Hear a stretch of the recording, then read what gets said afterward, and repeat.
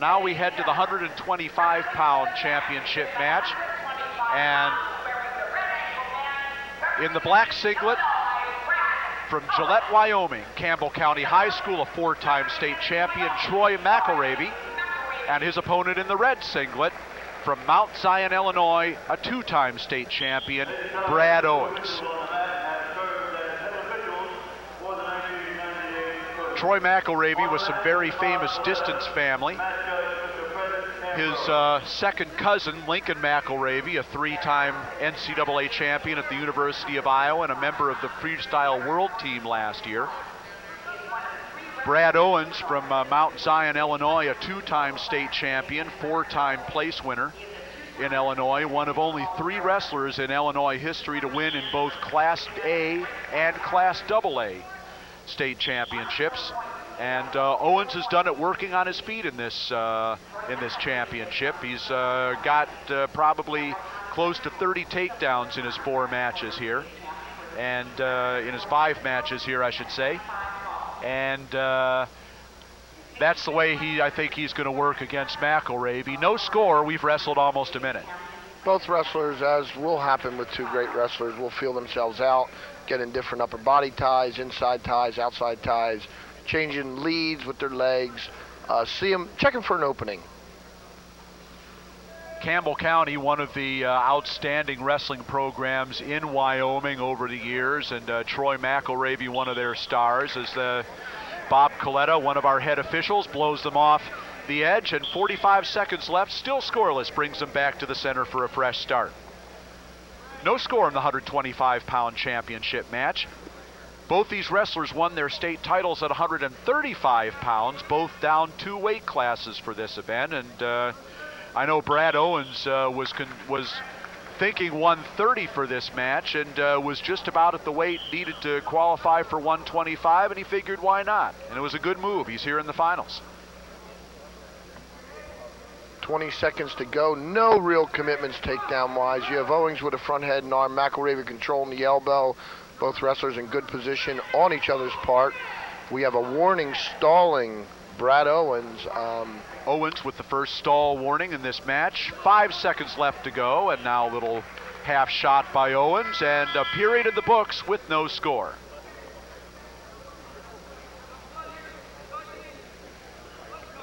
Bob Coletta looking at Brad Owens, a little contusion there on the forehead, and some blood time coming for Brad Owens, and we'll have a minor stoppage here after a scoreless first period.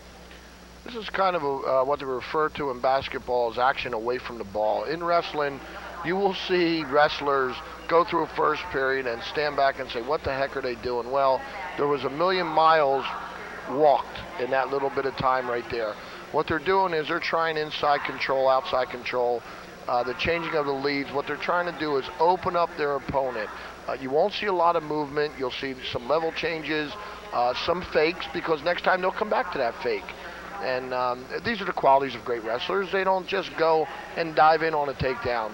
They have the great setups, and a lot of times the way that they find those setups is for the fakes and the movement. Nearly a minute of blood time used on Brad Owens of Illinois.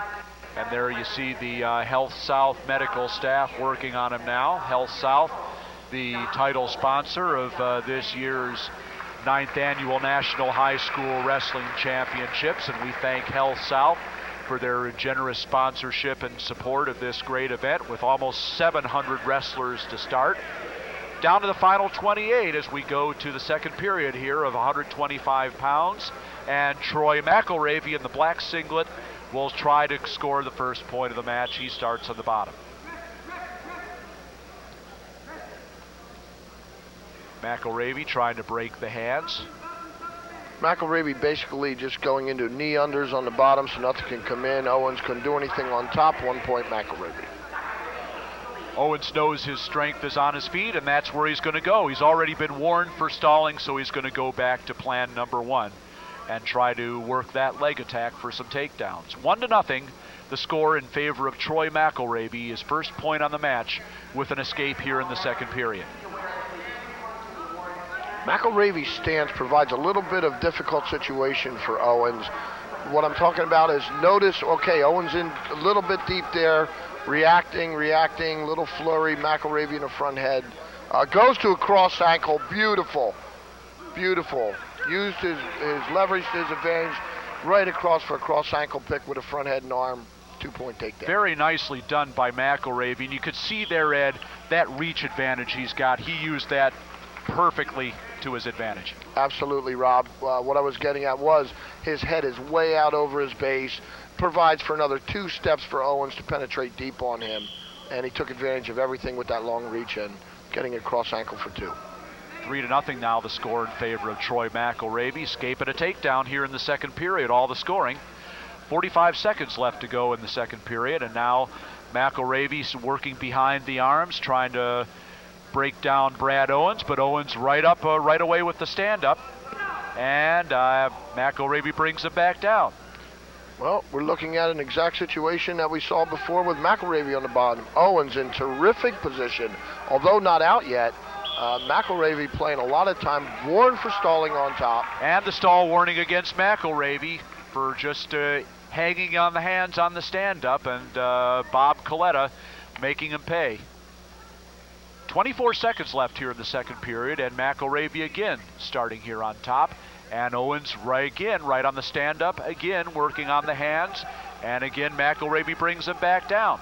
Real nice misdirection there. Kept trying right, took him left. Very, very nice, McIlravy. McIlravy with the leg hooked, staying behind those arms. Owens with the stand-up again, trying to get that leg free, but runs out of time. 2 periods now complete, and 3-0 the score in favor of Troy McIlravy of Gillette, Campbell County, Wyoming High School. Well, besides the takedown, Rob, what McIlravy demonstrated there is the ability to ride on top. I'm not sure what the time frame was, but Owens gave him all he needed to get out every time, and McIlravy hanging tough. Wound up staying on top to hold the 3-0 lead. And now perhaps more blood time for Brad Owens. We're in between periods here, second and third period. 2 minutes left to go here in the 125-pound championship match in the 9th annual NHSCA Health South National High School Wrestling Championships from the A.J. Palumbo Center here in Pittsburgh. Rob Sherrill and Ed Ferraro bringing you the 14 championship matches. And we've had a lot of thrills so far, Ed. How about that 112-pound match? That was really something. I think I described it with a couple wows, Rob. I'm lost anywhere else. Definitely deserves a wow as Brad Owens, he's not taking any chances, wasting any more energy trying to escape from Troy McIlravy. He's going to go back to plan A and try to work on his feet. Got a little level change there in the second period, but wasn't able to penetrate. He's trying to misdirect McIlravy. These kids are smart. I'm looking at this, and I'm looking how smart these kids are. Owens have tried a little bit squaring up with him, not working. Now what's he doing? He's misdirecting him. McIlravy's still using his body build to his advantage. Right now gathering up some loose ends, going in on a deep high crotch with the arm. Owens, nothing but a spin behind. Great switch off there by Owens. His bread and butter really is that straight underneath attack, and that is just not going to work against McIlravy, so he spun behind and got the takedown. The escape makes it 4-2, and that's where we stand in favor of McIlravy. Just a little over a minute left to go here in the third period, and a stalemate called by Bob Coletta for a fresh start. Minute 1 left to go. It was just an instant. He gets the head on the mat, bang, right behind him. Beautiful 2 points. Well, obviously, Brad Owens with a lot of weapons on the feet. The straight underneath attack wasn't working, switched off to the spin behind, and now looking for a little more misdirection. He trails 4-2, looking for the tying takedown here as we go inside of 45 seconds. You're looking at a 4-2 lead. It might as well be 2-2 because McIlravy knows his best friend is to take Owens down and just solidify this win. Owens is coming all offense. He's going to come at you. The 4-2 lead means nothing right here. Each of these wrestlers has been warned for stalling, and McIlravy looks like he may risk taking another stalling call, which of course wouldn't kill him. It'd only be a point. Under 20 seconds left to go now. Hanging on to the head there. Owens still trying to spin behind. And the stall warning issued by Bob Coletta, and a point makes it 4-3. 5 seconds left to go. And can Owens get another shot off? Can't do it. And Troy Mcllary, by a score of 4-3, is the National High School Wrestling Champion at 125 pounds. Second place to Brad Owens of Illinois. Short of having their wrists tied together, that's what we saw, Rob. They went at each other, score indicating a 4-3 victory by Mcllary. Owens walked away with his head high. Not only a great tournament, but a great final match.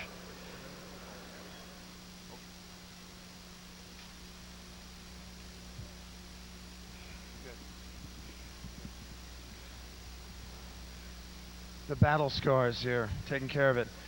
Wrestling is not as prominent a sport in Wyoming as it may be in Iowa, Oklahoma, as it is now in California. I heard rumors that you've logged a lot of miles to develop your skills and evolve as a wrestler in other states in the summer tour, Greco freestyle. Is that true?